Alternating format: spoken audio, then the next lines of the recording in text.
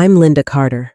I'm 62 years old, a retired high school principal, and a mother who spent nearly 3 decades raising her only son on her own. I never thought I'd sit here telling this story, but sometimes life pushes you into chapters you don't see coming. Just last week, my son Noah told me that I wasn't welcome at his wedding. His fiancée Brooke believed my presence would make things awkward. Awkward, that was the word she used. After everything, after years of showing up for him through scraped knees, graduation ceremonies, heartbreaks, and the nights I worked late just to keep the lights on, I was suddenly reduced to being awkward. When I first heard those words, it felt like the air was pulled out of me. I sat in silence, but inside, I knew something was shifting. I wasn't going to argue or beg for a chair at their table. Instead, I poured myself a glass of wine, stared at the wedding invitation pinned to my fridge, and made a quiet promise. If they didn't want me there, I'd find another way to show up. And that's where the story truly begins. When Noah told me I wasn't invited, he softened his voice like he used to when he was a little boy who knew he was about to disappoint me. That tone took me right back to scraped knees and late-night phone calls in college when he needed money he didn't want to ask for. This time, though, the words cut deeper than any childhood mistake ever could. I reminded myself of all the years behind us. 27 years of single motherhood. I worked double shifts to cover his tuition, the down payment for his first car, even the deposit on his apartment when he was starting out. I never once hesitated. And through all of that, I bit my tongue at the little comments Brooke slipped in about my outdated cooking, or the way I held on to traditions she thought were silly. I stayed quiet because I didn't want to lose my son. But now, silence meant being erased. When I hung up the phone that day, I didn't cry. I didn't scream.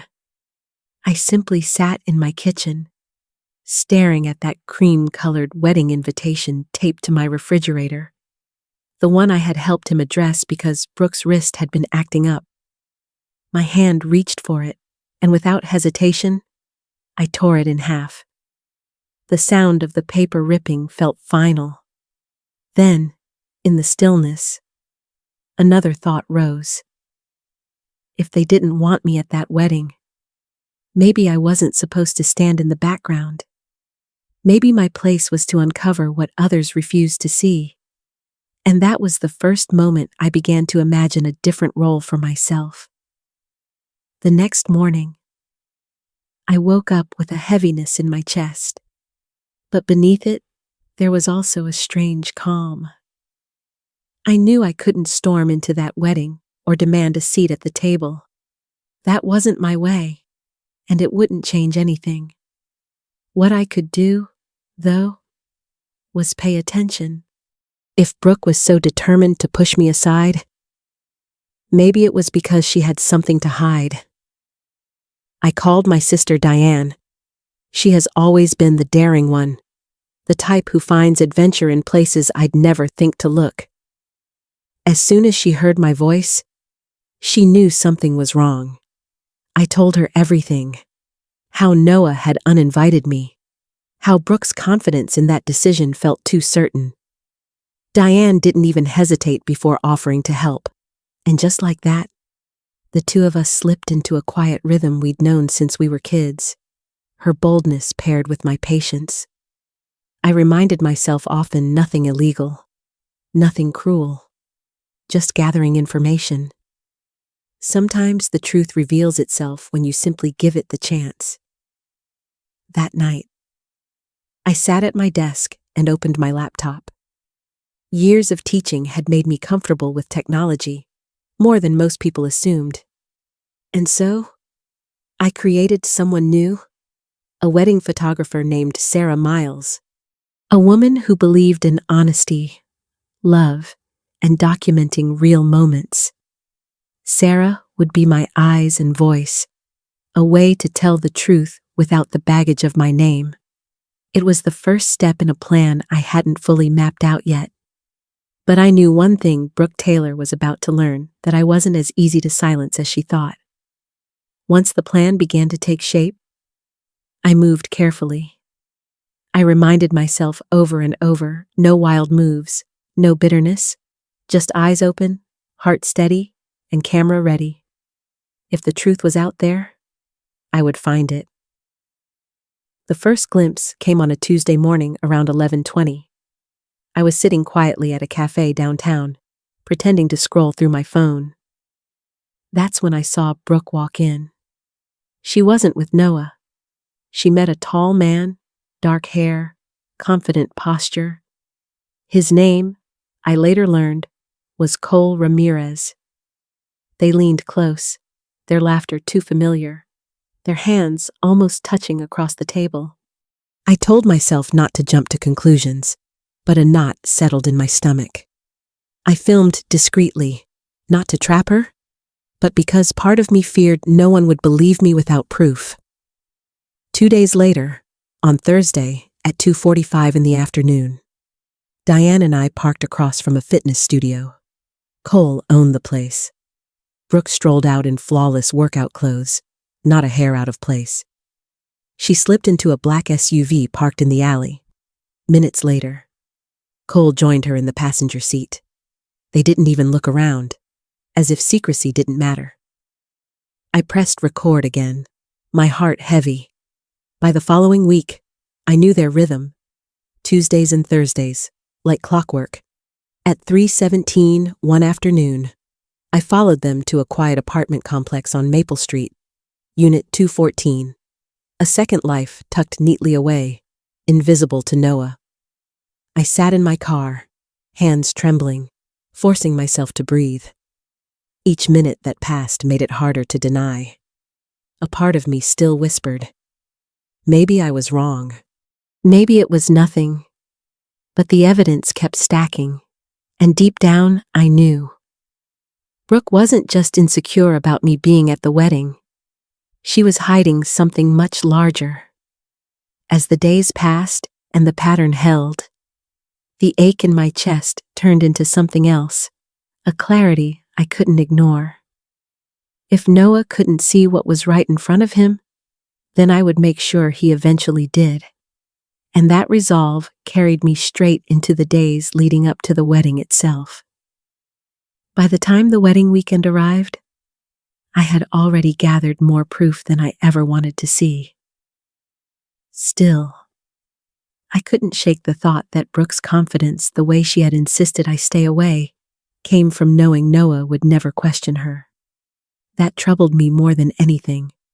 On Saturday afternoon, I walked into Harbor Shore Resort as though I belonged. A navy dress, a camera slung over my shoulder. No one questioned me. Photographers were everywhere in a place like that. I asked for directions to the bridal suite, and within minutes I was standing in the hallway just outside. I wasn't trying to snoop, but voices carry through thin hotel doors. And what I heard confirmed every fear I had been holding back. Brooke wasn't just marrying Noah, she was planning their move across the country, to California, right after the honeymoon. She hadn't even told him. She laughed about how easy it would be to control him, how he'd always done whatever she wanted. And then, in the cruelest way, she mocked me too. She said she was glad I wasn't invited, because I would have found a way to ruin her perfect day. Hearing those words burned. I wanted to storm inside, to protect my son, to tear down the veil of lies right then and there. But I forced myself to stay still. My heart pounded in my ears as I walked away, down the elevator and back into the sunlight outside. If there had been any doubt left, it was gone now. The truth was no longer just about an affair. It was about my son's entire future, and the wedding itself was only hours away. The ceremony began at 4 o'clock in the afternoon, just as the sun was softening into gold. I stood at the public beach access, far enough away not to be noticed, close enough to see everything. Guests settled into white chairs lined neatly in the sand. Noah looked radiant in his linen suit, his eyes fixed on Brooke as she walked down the aisle. For a moment, I let myself feel the sweetness of it, the innocence on his face, the kind of joy only a groom can carry. The vows were traditional, full of promises to honor and cherish. I filmed with steady hands, knowing what was to come. There was a sting in my chest, watching my son pledge his life to someone who had already decided to betray him. The reception carried into the night. Laughter, clinking glasses, music spilling across the ballroom and onto the sand. At 9:30, while Noah was still dancing inside, I noticed Brooke slip out through a side door. She moved quickly, glancing over her shoulder. I followed at a distance, my heart pounding against my ribs. On the beach, about 50 yards from the party lights, she met Cole. The way they leaned into each other, the urgency of it, left no room for doubt. I raised my camera, though a part of me wanted to look away. Then came the kiss, long, unmistakable, devastating. While Noah laughed inside with his friends, Brooke was on the sand promising herself to someone else.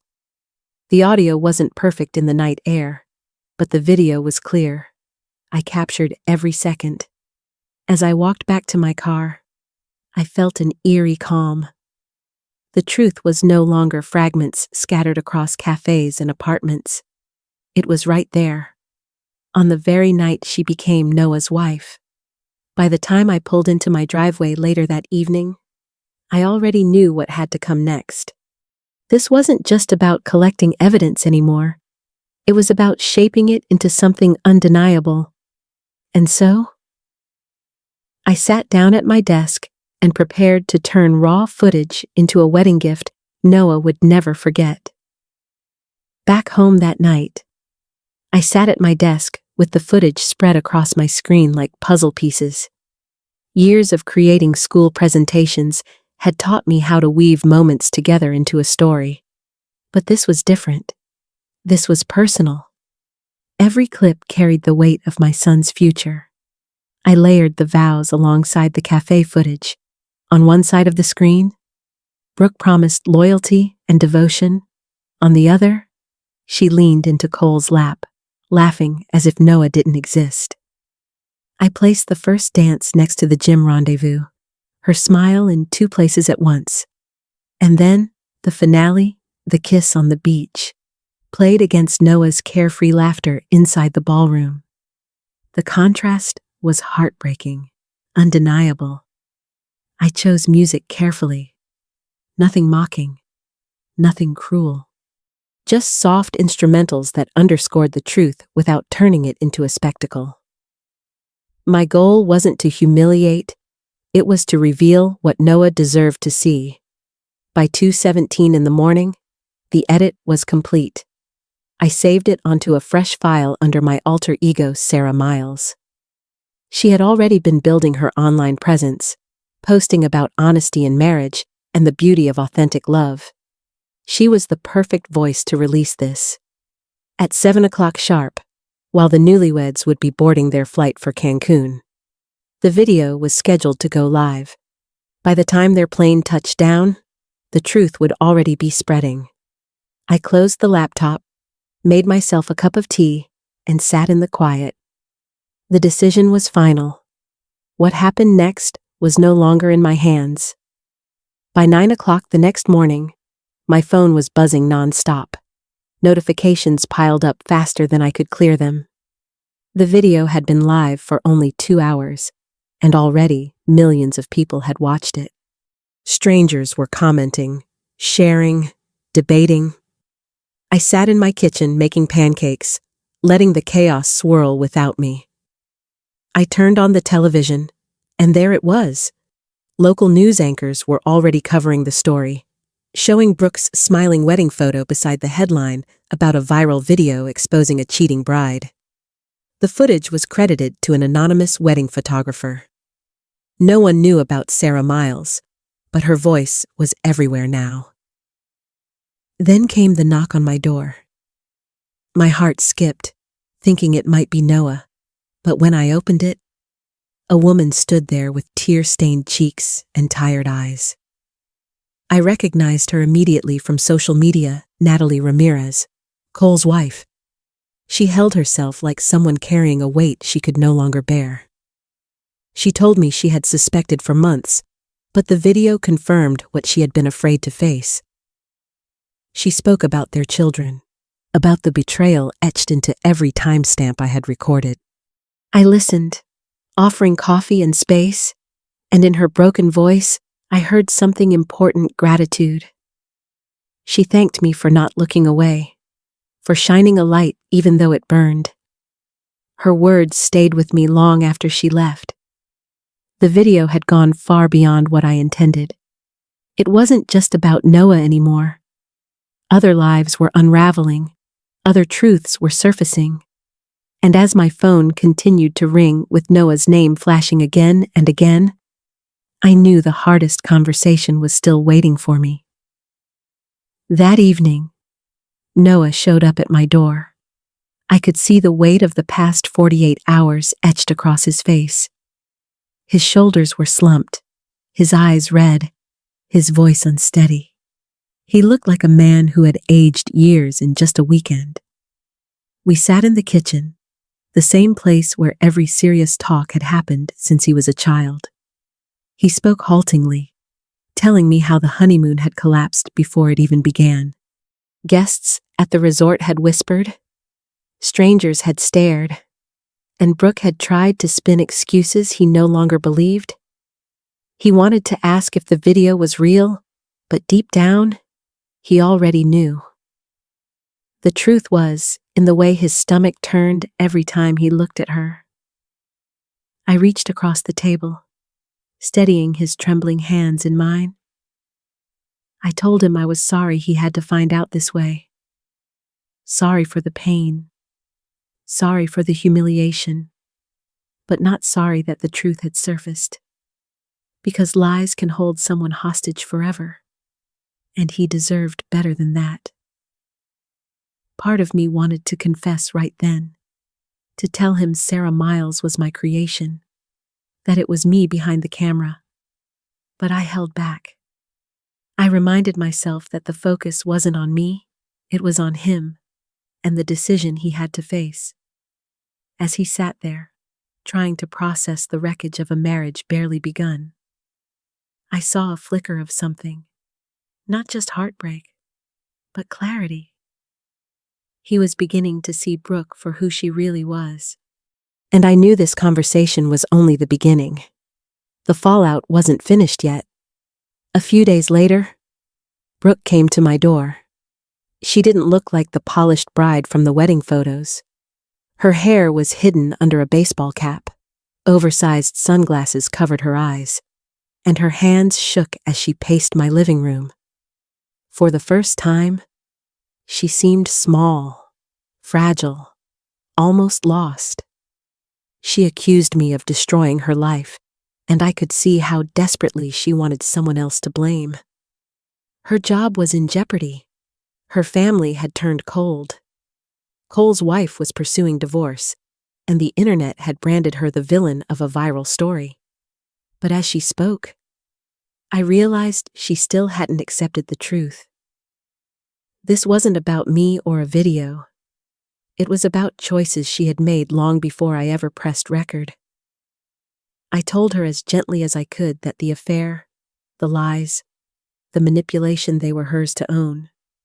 No camera had created them. It had only revealed what was already there.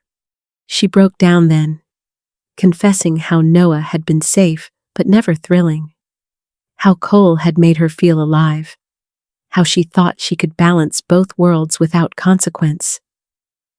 It wasn't anger I felt in that moment. It was sadness. Sadness for a young woman who believed love could be built on secrets. Sadness for my son, who had trusted her completely. When she left, the house felt quiet again. but I knew the ripples of her choices would keep spreading, and Noah's final decision was still ahead. Not long after Brooke's visit, Noah made his decision. He came to me one evening, his voice steadier than it had been in weeks. He told me he was filing for annulment. It turned out Brooke had already signed a lease for her move to California, planning to uproot his life without even asking. That, he said, was the final betrayal. I listened, letting him speak, letting him claim his own strength. He told me he was moving back home for a while, at least until he found his footing again. His old bedroom was still waiting, untouched, like a safe place he could return to when the world outside became too sharp. He also said he had scheduled therapy sessions. For years, Brooke had chipped away at his confidence, isolating him from his closest friends.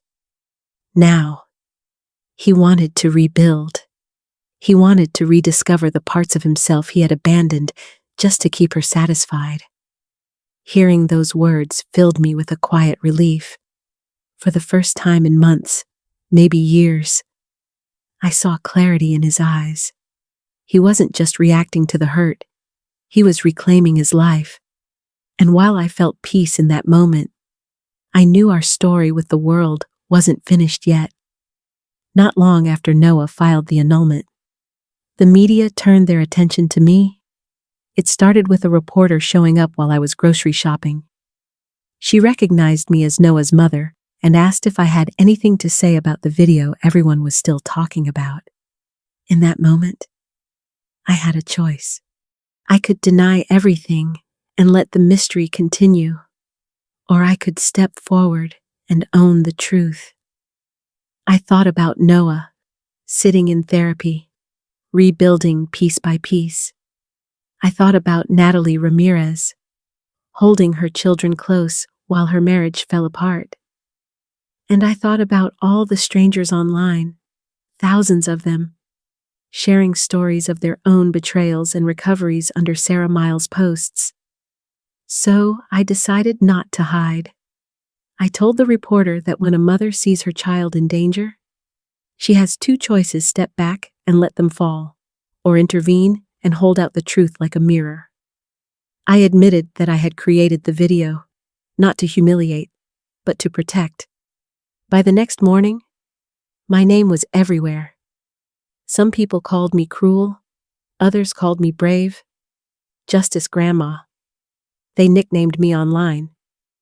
I didn't need the praise or the criticism. What mattered was that Noah knew the truth, and that he still had me by his side. And yet, our story didn't end there. Time has a way of testing whether lessons truly sink in. 6 months passed, and life slowly began to take a different shape. Noah was healing in ways I hadn't seen in years. Therapy gave him tools to rebuild the confidence Brooke had chipped away. He reconnected with old friends, the kind Brooke once dismissed as childish. Week by week, I watched him come back to himself. Brooke had moved to California, just as she had planned, though now she was alone. From what I heard, she started therapy too. For the first time, she was learning to live honestly, without juggling 2 lives. Even Cole had been forced to face the wreckage he left behind, trying to rebuild his role as a father after losing nearly everything in his divorce. And me, I felt something I hadn't in years: peace. No more walking on eggshells during family dinners. No more quiet tolerance of sly remarks. Just space for honesty and real connection. Noah eventually began dating again. A kind woman named Emma who respected him and welcomed me without hesitation. On Sunday evenings, we sat around the table together, and I felt a hope I thought I had lost. But even in those moments of peace, I held close the reminder: truth comes with a cost. Yet sometimes, that cost clears the way for growth. Looking back now, I see the strange gift hidden inside all that heartbreak. The truth tore everything apart: Noah's marriage, Brooke's plans, even my own image in the eyes of strangers. But in the ruins, new things began to grow. My son found his strength again. Brooke faced her reflection and started over.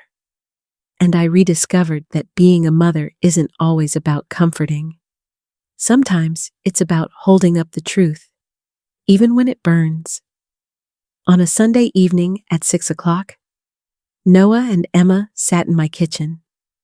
She asked me to show her how to make my lasagna, the same dish Brooke once mocked. As I stirred the sauce and passed down little secrets, I realized some things are worth sharing and some are worth exposing. The challenge is knowing the difference.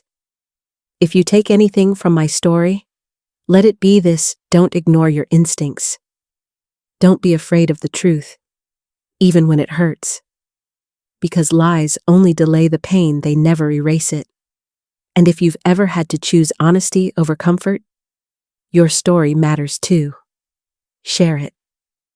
Someone out there might need your words. And if this story touched you, I'd be grateful if you liked, shared, and left your thoughts in the comments. Because sometimes, just by telling the truth, we set each other free.